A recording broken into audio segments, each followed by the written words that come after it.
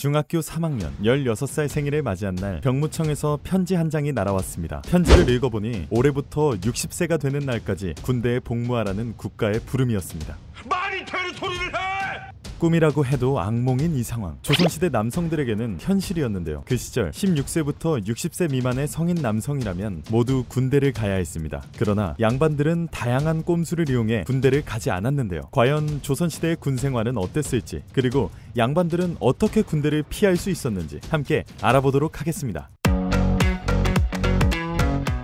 조선의 병역제도는 원칙적으로 양인 개병제였습니다. 그러니까 16세부터 59세 사이의 양인 남성이라면 특별한 질병이나 다른 노역에 동원되지 않는 한 누구나 군대에 가야 했습니다. 여기서 양인이란 양반, 상인, 농민 등을 가리키는데요. 복무기간 내내 병영 생활을 하고 있는 지금과 달리 조선 전기에는 1년 중 2개월에서 6개월 정도만 근무하고 교체되었어요. 하지만 아무리 군 생활을 나눠서 한다고 하더라도 너무 긴 기간입니다. 그래서일까요? 조선 전기부터 양반들이 병역을 기피하는 풍조가 생겨나기 시작합니다. 양반들은 합법적으로 군대를 피할 수 있는 방법이 몇 가지 있었는데요. 첫째, 성균관이나 지방서원에 등록돼 성리학을 공부하는 학생으로 국가의 인정을 받는 경우입니다. 그래서 성균관이나 지방서원에 들어가는 건 경쟁률이 대단히 높았고 부모들은 자신의 자녀를 이곳에 집어넣기 위해서 온갖 연주를 동원하기도 했습니다. 두 번째로 족친이나 충찬이 등 특수부대에 들어가는 건데요. 이것은 왕실의 친족이나 공신들의 자녀를 위해 편성한 특별부대였습니다. 그러니까 이름만 군인이지 사실상 훈련다운 훈련은 받지 않았기 때문에 권력자들은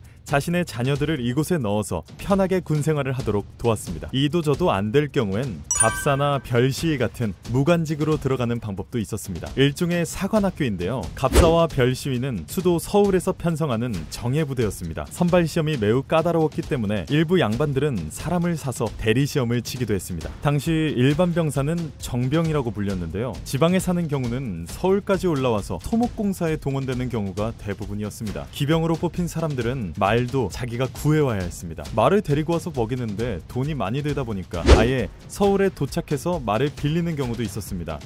그래서 이 당시에는 서울에서 대신 근무를 서주거나 말을 빌려주는 직업도 생겼죠. 이런 병역 문제 때문에 군대에서 도망가거나 아니면 스스로 머리를 깎고 중이 되거나 권력가에 노비로 들어가 스스로 천인이 되는 길을 택하는 경우도 있었습니다. 그나마 조선 전기엔 양반들이 군대를 피하기 위해 꼼수를 부렸는데요. 후기로 가면 아예 노골적으로 대놓고 병역을 피합니다. 임진왜란과 병자호란이라는 큰 충격을 겪어도 사정은 달라지지 않았습니다. 전쟁을 치른 뒤 최명길이나 윤휴와 같은 대신들은 양반들도 모두 군대를 가야 된다고 주장했고 그게 안 된다면 하다못해 배 한 필씩이라도 걷어서 국방비로 충당하자고 했지만 이것도 쉽지 않았습니다. 그리고 그 부담은 고스란히 일반 농민과 상민 같은 비양반들이 지게 됐죠. 병역을 피하기 위해 아예 자살을 하거나 압록강을 넘어 중국으로 넘어가기도 했습니다. 조선시대의 군역, 지금에 비하면 한없이 나빠 보이지만 전근대 사회라는 시대적 배경을 어느 정도 고려해서 볼 필요는 있습니다. 조선을 지켰던 건